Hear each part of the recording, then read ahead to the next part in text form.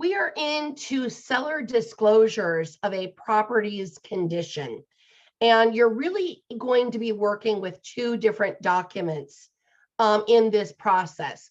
One is going to be a state seller disclosure of property condition, and one is going to be a federal requirement around lead-based paint for properties built prior to 1978. We will get into that in the next video for hazardous waste and that topic, but I do want you to know that there's two basic disclosures that we're going to be talking about here on a national perspective. One is going to be about property condition, and one's going to be, again, federal. This property disclosure from a seller's perspective in the state of Iowa is not going to cover bare land. It's not going to cover properties with more than 4 units. So 5 or more, you would not use a seller's disclosure. If you're the executor of an estate, that executor does not need to fill out a seller disclosure in the state of Iowa. So for example, if I pass away during the night, full hair and makeup, peacefully, and my sister is now the executor of my estate, she is not required in Iowa to fill out a seller disclosure because she's not lived here. She is simply working on behalf of my estate to sell and take care of my personal and real property.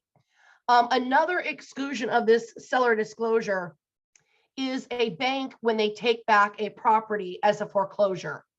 So an owner does not pay their mortgage, and the bank takes it back as a consequence. When they go to resell it to the public, that's known as a foreclosure or an REO. That stands for real estate owned. We talked about that during the financing piece. Those are 4 basic categories that don't need to fill out the disclosure. There's a few others, but these are the 4 big rocks. And the 4 big rocks I think you need to navigate for an exam. For your career, though, I get questions about these 2 areas. New construction, no one's ever lived in it. It's brand new. Can there be anything wrong with it? Are they exempt from filling out the disclosure? No, the builder still needs to fill it out in its entirety, not just scratch through a big line that says new construction.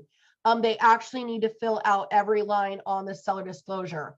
The second one I get asked about a lot is, how about a house flipper who maybe bought a property, remodeled it, never lived in it, maybe only owned it for 3 months. Do they need to fill it out? Yes, they do. They are not exempt from a seller disclosure. And neither would a landlord, right? Landlords probably know quite a bit about their properties. A latent defect. We've actually talked about this already. This is another maybe term for material adverse fact or material defect. And this says that anything, again, that would affect a party's decision to go under contract, affect the value, structural integrity, or an environmental concern, those items get disclosed no matter what. A buyer does have an opportunity to do a home inspection as a clause, and I would say most buyers should choose to do a home inspection because this is their opportunity to have a third party come and review the elements of the property. So that will be something that will be a part of the process, that once you get an offer accepted, you will negotiate a time period after the final acceptance that the buyer at their own expense has the opportunity to have a general home inspection done. Maybe they want to test for radon. Maybe they want a sewer line inspection. Those are very common inspection items. Every once in a while, I know we've had markets that are very competitive and buyers are waiving their right to a home inspection. And I get buyers needing to do what they've got to do to be competitive and get the home that they like. But I will just say, for your career, and just as a very personal comment, I would probably not let a buyer skip a home inspection, even if it was what we needed to do to get the property, without having them sign a little something that said, we heard Amy's comments about the value of a home inspection, but we want to be competitive and we're not doing it. And that's because a home inspection, whether it's good, bad, or ugly, that is your client's opportunity to review, again, with a professional. Another term for you that you might need to know for the exam is the stigmatized property. This is a property that society is kind of deemed as undesirable. Maybe it had a robbery, or maybe it was near a crime that happened, or maybe it was a drug house. It's kind of the nuisance property.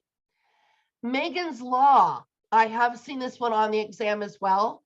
Megan's Law is legislation that's been put into place that says a person that's committed a sexual crime has got to register where they live. And there's usually regulations about where they register to live in terms of closeness to a school or daycare, something like that. But Megan's Law is the legislation that says sex offenders must register where they live. Mitigation. This is kind of a general term that we use, and it's used as a way to describe what they do to reduce a harmful element in a property. So mitigation would be the removal of that harmful, hazardous property that might be radon, for example. That is an odorless, sightless gas that we'll again be talking about here in a little bit. The way to reduce it is to do a process called mitigation. This talks a little bit about liability. And one thing I want to really highlight for your career is this idea of negligent misrepresentation. Believe it or not, I know a lot of agents that write offers on properties they've never seen before. And that makes me a little nervous. Every once in a while, you'll have a buyer that writes a property sight unseen as well. But let's talk about you as the real estate agent not seeing the property. Every once in a while, I've got a couple that came through an open house. They love the property. They call their agent and say, we want to write an offer. That agent writes an offer and sends it over to me. Yippee skippy, right? We've got an offer going. But that agent never saw the home. How can you really guide your client on value alone if you've not gotten your eyeballs in to see the condition of it? Let's be honest, when you're looking at photos online of properties, we always show the pretty ones, right? We don't show the big crack in the basement wall. We don't show up close the stain on the carpet or something like that. But I do know an agent a few years ago got into a little bit of a pickle with a buyer that was denied financing. And they were denied financing because the type of loan they were using, which was an FHA loan, didn't allow an old oil drum to be left in the basement because they considered that a hazardous waste. And it was probably there from a very old heating system at some point and was never disposed of properly. And the buyers went through paying an appraisal and putting an earnest money down payment and paying for a home inspection just to find out that then they couldn't get the property financed unless that was removed. And it became this debate of now who pays for the removal. And they got a little sideways with their buyer's agent that was representing them. And when I talked to the agent about it, I said, what do you know about this oil drum? What did you share with your client about it when you saw it before you wrote an offer? And the agent said, my buyers saw it at an open house. And then when I went to go to the property to look at it, their dog was stored in the basement and it was barking and I was afraid to go down there. So I didn't look at it. Guys, I get we're trying to do things quickly and we want to get offers in and be competitive so something doesn't sell out from underneath our buyers. I get it. I would have called that agent and said, you know what, I'm sorry. Can you come and just hold on to the dog while I run down there? The sellers can be here. But I've got to see the entire property. But that makes me very nervous. Now, I by no means am getting up into the attic or walking on the roof. I leave that for a home inspector, but any item that's available for us to walk by and see, you should know about. The other one that I've had agents get sideways on is a seller who's got chipped and peeling paint on the exterior of their property. Many appraisers are going to want that repaired, because it's a safety issue for the house. That chipped and peeling paint and leaving exposed wood. And agents are surprised that that came up.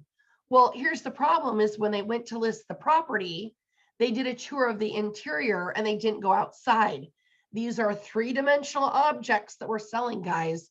There's an inside and an outside. And walking that exterior is sometimes just as important, for a property that would be built during a time frame of that chipped and peeling paint, so that you've got a true gauge of what you're listing or what you're helping your buyer write an offer for. I know that's a little bit of a speech. I'm getting on my pedestal of speechiness on that one, but I do think it makes a big difference in how we represent our clients, and what we do is our due diligence to best represent them.